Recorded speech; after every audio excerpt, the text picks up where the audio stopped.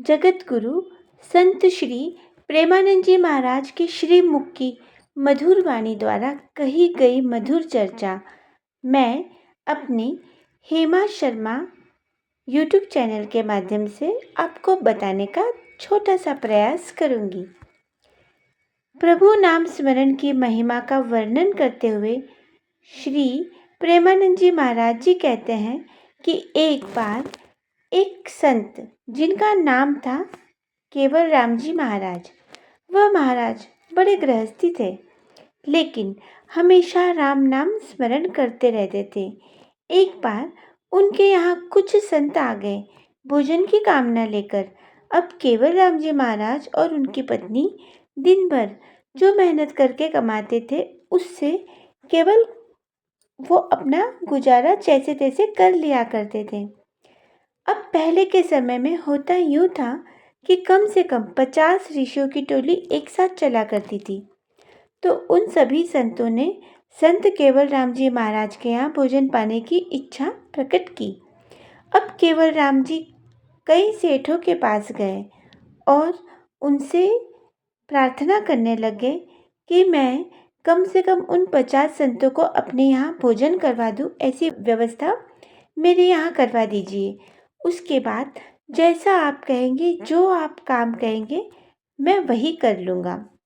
अब उनमें से एक सेठ ने कहा, मैं उन 50 संतों को भोजन करवा दूँगा, लेकिन उसके बदले में तुम्हें मेरे यहाँ एक कुआं खोदना पड़ेगा।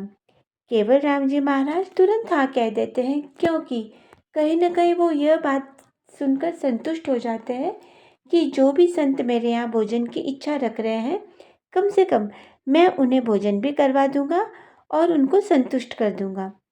अब केवल राम जी महाराज के यहाँ वो संत आते हैं, भोजन भी हो जाता है, सारी चीज़ें बड़े आराम से हो जाती हैं। अब केवल राम जी महाराज और उनकी पत्नी निरंतर कुआं खोदने में जुट जाते हैं। यहाँ राम राम का स्मरण करते हैं, राम नाम का स्मरण करते रहते हैं और कुआं खोदते जाते हैं। अचानक से होता क्या है कि केवल राम जी महाराज उस कुएं के अंदर गिर जाते हैं और सारी मिट्टी उन पर गिर जाती है, वो कुएं में धंस जाते हैं। यहाँ उनकी पत्नी बिलखती हुई, चिल्लाती हुई, रो रो के कहती है कि कोई मेरे पति को बाहर निकाल दीजिए, वो अंदर कुएं में धंस गए हैं। राम राम करती रहती है और अपने पति को बाहर निकालने की प्रार्थना हर किसी से करती रहती है, लेकिन कोई भी उसकी मदद के लिए नहीं आता, क्योंकि मिट्टी बहुत अंदर जा चुकी होती है, कुआं पूरा भर चुका होता है और केवल राम जी महाराज बुरी तरह से अंदर धंस चुके होते हैं और सभी को कहीं न कहीं ऐसा लगता है कि अब वो संत नहीं रहे। अब उनकी पत्नी बहुत परेशान होती है, लेकिन राम नाम का स्मरण नहीं छोड़ती।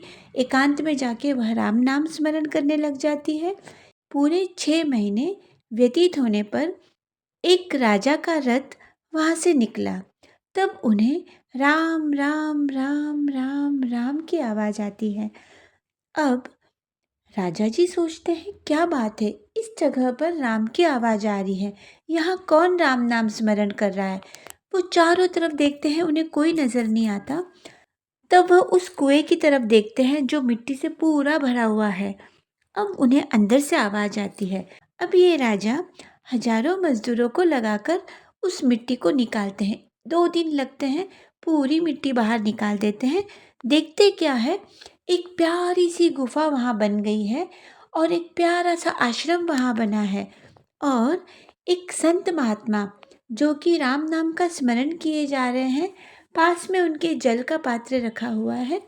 तो वह राम नाम का स्मरण लगातार किए जा रहे हैं, क्योंकि ईश्वर ने उनकी सुनी, क्योंकि वो नाम स्मरण कर रहे थे, इसलिए अंदर रहकर भी उन्हें कोई हानि नहीं हुई और वह हमेशा की तरह उससे भी ज़्यादा अच्छा अपना जीवन वहीं व्यतीत करने लग गए।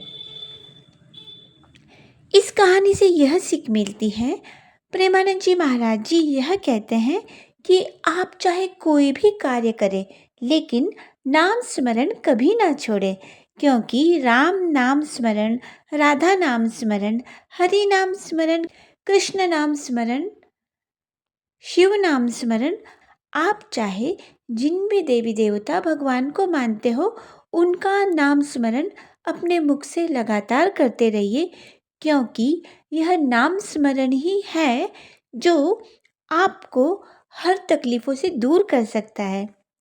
राधे राधे।